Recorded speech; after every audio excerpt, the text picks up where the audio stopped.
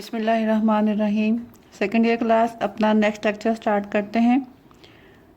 आज हमने देखना है कि बेंजीन के लिए कौन कौन से पॉसिबल स्ट्रक्चर्स प्रपोज किए गए और किस तरह से हम बेंजीन के मौजूदा स्ट्रक्चर तक पहुंचते हैं। तो बेंजीन का मॉलिक्यूलर फार्मूला, क्योंकि हमने पहले बात की, फाइंड आउट किया गया C6H6। तो C6H6 की बेस पर अगर हम ओपन चेन स्ट्रक्चर देखें तो दो पॉसिबल स्ट्रक्चर्स हम ड्रॉ कर सकते हैं with the formula C6H6। One is 1,5 हेक्साडाइआइन CH triple bond C CH2 CH2 C triple bond CH, और दूसरा पॉसिबल स्ट्रक्चर है हेक्सा 1,5 डाइईन 3 आइन CH2 double bond C single bond C triple bond C single bond CH double bond CH2। अगर आप इन दोनों को देखें तो ये दोनों फार्मूलाज जो हैं इनका इन स्ट्रक्चर्स का मोलेकुलर फार्मूला C6H6 ही बनता है। तो अगर हम ये अज्यूम करें कि इन दोनों में से कोई स्ट्रक्चर पॉसिबली बेंजीन का स्ट्रक्चर हो सकता है, तो हमारे नॉन रिएक्शंस की बेस पर हम ये कह सकते हैं कि these compounds they should react with KMnO4, क्योंकि हम पीछे पढ़ चुके हैं कि ऐसे तमाम हाइड्रोकार्बन जिनमें कार्बन कार्बन डबल बॉन्ड या ट्रिपल बॉन्ड पाया जाता हो वो KMnO4 के साथ रिएक्शन शो करते हैं, और उस रिएक्शन के नतीजे में KMnO4 का जो कलर होता है डार्क पर्पल या वायलेट कलर, वो डिस्चार्ज हो जाता है।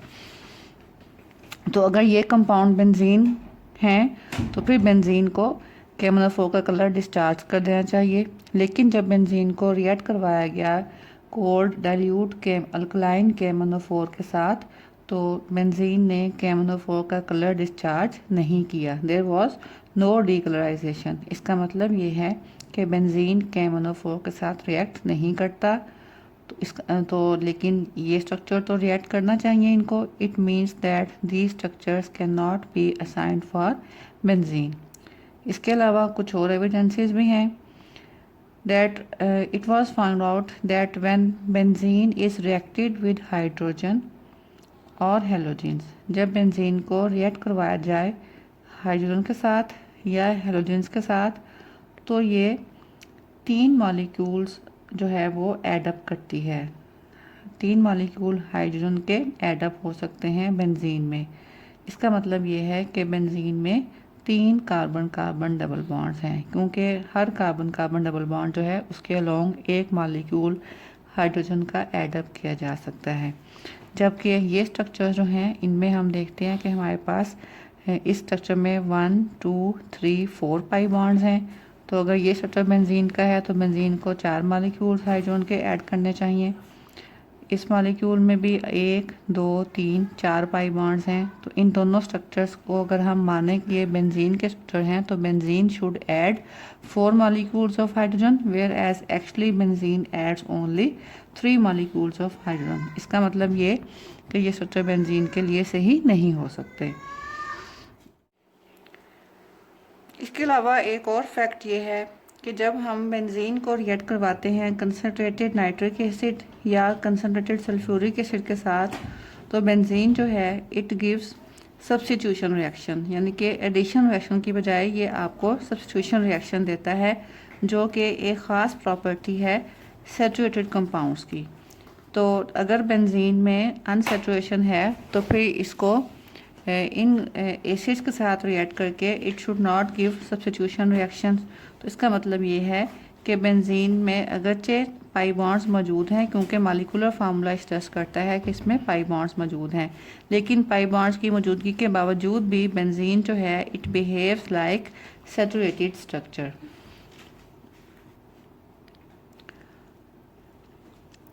उसके बाद अगर हम C6H6 फार्मूला के लिहाज से अगर हम ये अज्यूम करें कि बेंजीन में जो 6 कार्बन्स हैं उनमें हर कार्बन के साथ एक हाइड्रोजन एटम अटैच है, तो फिर हमारे पास जब हम लेते हैं मोनो सब्स्टिट्यूटेड बेंजीन, यानी कि बेंजीन की कोई एक हाइड्रोजन जो है वो किसी और ग्रुप से रिप्लेस कर दी जाए, तो इस सूरत में हमारे पास एक स्ट्रेट चेन कंपाउंड को 3 पॉसिबल आइसोमर्स बनाने चाहिए। जैसा कि ये आप देख रहे हैं कि सब्स्टिट्यूएंट जो है वो फर्स्ट कार्बन पे अटैच हो या सेकंड कार्बन पे अटैच हो या थर्ड कार्बन पे अटैच हो। 3 पॉसिबल आइसोमर्स बन सकते हैं अगर बेंजीन में इस तरह से स्ट्रेट चेन में 6 कार्बन अटैच हैं और उनमें से हम किसी एक हाइड्रोजन को रिप्लेस कर दें। लेकिन जब यही एक्सपेरिमेंट बेंजीन के साथ किया गया कि बेंजीन की जब एक हाइड्रोजन रिप्लेस की गई सब्स्टिट्यूएंट से, तो it was found that only 1 isomeric product is obtain, यानी कि जो हमें मिलती है प्रोडक्ट उसका सिर्फ एक ही पॉसिबल आइसोमर है। तो ये फैक्ट भी हमारे स्ट्रेट चेन फार्मूले को सपोर्ट नहीं करता। उसके बाद अगर आप फार्मूला देखें बेंजीन का C6H6, तो आप देखते हैं कि इसको हम लिख सकते हैं एम्पिरिकली CnHn, यानी number of carbon and number of hydrogen जो हैं वो इक्वल हैं। तो आप देखते हैं कि ये जो फार्मूला है CnHn, ये अल्केन, अल्कीन या अल्काइन में से किसी के साथ भी कोरस्पॉन्ड नहीं करता, क्योंकि अल्केन का जनरल फार्मूला बनता है CnH2n+2, अल्कीन का बनता है CnH2n और अल्काइन का बनता है CnH2n-2। तो इस लिहाज से ये CnHn जो है वो इन तीनों में से किसी के साथ भी कोरस्पॉन्ड नहीं करता। इसका मतलब ये है कि like alkane, alkyne and alkyne, benzene का स्ट्रक्चर जो है वो स्ट्रेट चेन में पॉसिबल नहीं है। सो इन तमाम फैक्ट्स की बेस पे हम बेंजीन के लिए स्ट्रेट चेन फार्मूला जो है वो उसको रिजेक्ट कर सकते हैं। तो इन रिजेक्शंस के बाद in 1865 Kekulé was the first scientist who proposed a satisfactory structure for benzene। केक्यूल ने बेंजीन के लिए साइक्लिक या रिंग फॉर्म में फार्मूला प्रपोज किया और बहुत अरसे तक केक्यूल का फार्मूला जो है वो एक्सेप्टेबल रहा, उसको सही माना जाता रहा, अगरचे बाद में उसके ऊपर भी ऑब्जेक्शन जो हैं वो रेज किए गए। लेकिन फिर भी हम कह सकते हैं कि केक्यूल ने जो फार्मूला बेंजीन का प्रपोज किया वो बहुत हद तक दुरुस्त फार्मूला था और वो बेंजीन की बहुत सारी प्रॉपर्टीज़ को सही तरीके से जस्टिफाई भी करता था। केक्यूल ने ये कहा कि बेंजीन मॉलिक्यूल जो है it can be considered as a cyclic hexagonal structure, यानी कि बेंजीन में ये 6 कॉर्नर, हेक्सागोनल मीन 6 कॉर्नर वाला एक रिंग जो है वो बनता है और हर कार्बन पे एक, यानी कि हर कॉर्नर पे एक कार्बन एटम, इस तरह से 6 कॉर्नर रिंग के हर कार्बन जो है वो एक कॉर्नर पे मौजूद है और हर कार्बन के साथ एक हाइड्रोजन अटैच है और अल्टरनेट कार्बन पे कार्बन कार्बन डबल बॉन्ड है। तो ये स्ट्रक्चर बेंजीन का प्रपोज किया गया केक्यूल की तरफ से। अब हम देखते हैं कि वो कौन कौन से एविडेंसेस हैं जो कि केक्यूल फार्मूला को सपोर्ट करते हैं या उसको जस्टिफाई करते हैं। तो जैसा कि हमने पहले कहा था कि बेंजीन में जब हम एक हाइड्रोजन को रिप्लेस करें किसी दूसरे ग्रुप से, यानी कि हम प्रोड्यूस करें मोनो सब्स्टिट्यूटेड बेंजीन, तो इस सूरत में बेंजीन हमें सिर्फ एक ही आइसोमरिक प्रोडक्ट देता है। तो ये देखें, ये बेंजीन में क्योंकि 6 कार्बन्स हैं और हर कार्बन के साथ एक हाइड्रोजन अटैच है, इसका मतलब ये है, इस फार्मूले को आप देख सकते हैं कि हर कार्बन और हर हाइड्रोजन जो है वो हर लिहाज से एक जैसी है, इक्विवेलेंट है।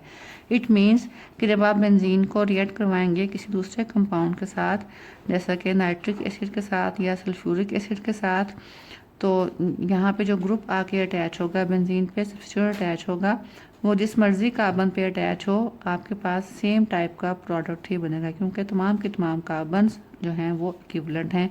सो we get only 1 isomer of mono substituted product. तो ये फैक्ट जो है ये भी केक्यूल फार्मूले को सपोर्ट करता है। तो अगर हम डाई सब्स्टिट्यूटेड बेंजीन की बात करें, यानी कि बेंजीन पे एक सब्स्टिट्यूएंट पहले से लगा हुआ है, अब हम एक दूसरा सब्स्टिट्यूएंट अटैच करने जा रहे हैं, तो इस सूरत में हमारे पास 3 पॉसिबल आइसोमर्स बन सकते हैं। ये देखें, एक सब्स्टिट्यूएंट X जो है पहले से अटैच है, दूसरा हम अटैच करने जा रहे हैं Y, तो आपके पास 2 पॉसिबिलिटीज़ हैं, 3 पॉसिबिलिटीज़ हैं कि X और Y कैसे अटैच होंगे। अगर ये कंसेक्टिव 2 कार्बन्स पे अटैच हैं, इसको हम कहेंगे ortho isomer.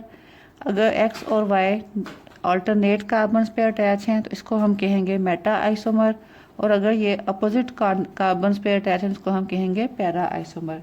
So benzene gives 3 isomeric products in case of di substituted benzene. और ये फैक्ट जो है ये भी केक्यूल फार्मूला से हम एक्सप्लेन कर सकते हैं और एक्सपेरिमेंटली भी इसको सही पाया गया है।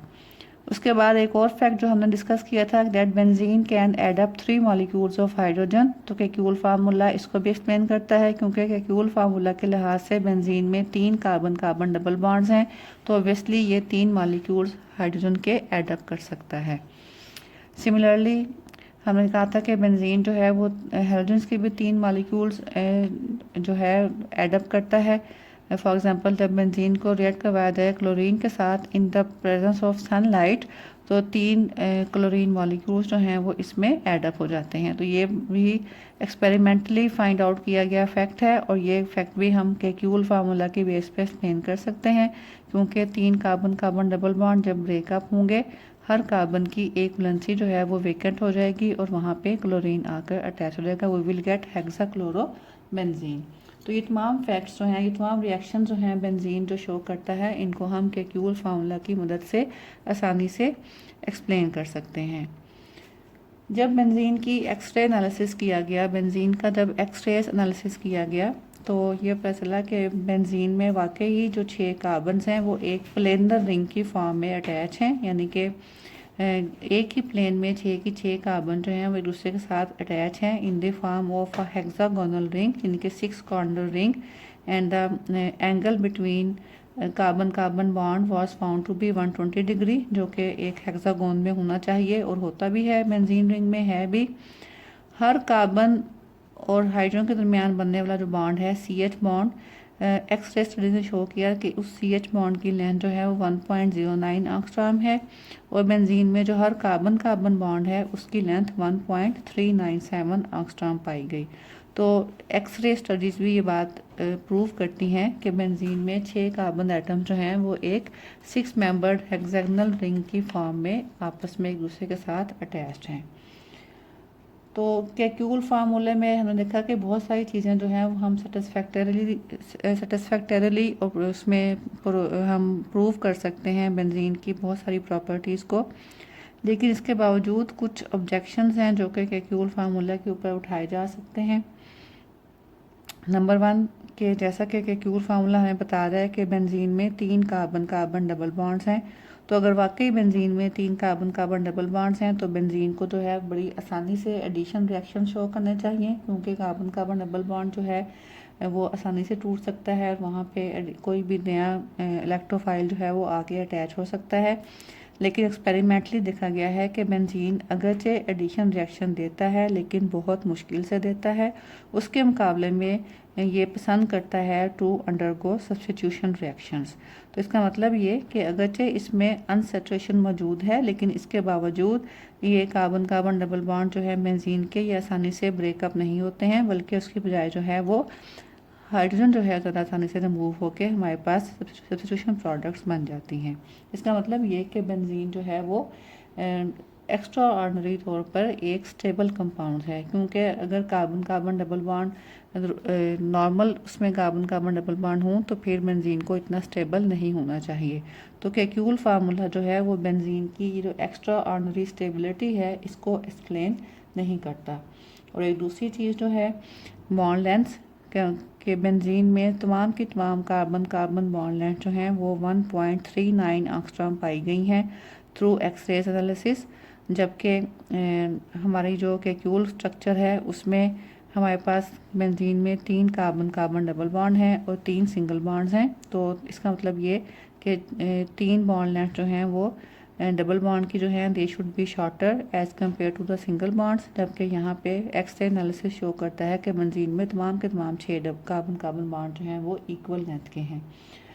तो इन तमाम ऑब्जेक्शंस को दूर करती हैं हमारी जो मॉडर्न थ्योरीज़ हैं about the structure of compounds या बॉन्डिंग इन द कंपाउंड्स। वो 2 थ्योरीज़ हैं जिनको हम डिस्कस करेंगे। One is molecular orbital theory and the other is resonance theory. In 2 theories के बेस पे हम बेंजीन का जो प्रेजेंट स्ट्रक्चर है और जो भी इसके फैक्ट्स हैं उन सबको एक्सप्लेन कर सकते हैं। तो इनको इंशाल्लाह हम नेक्स्ट लेक्चर में डिस्कस करेंगे। उस वक्त तक के लिए अल्लाह हाफिज़।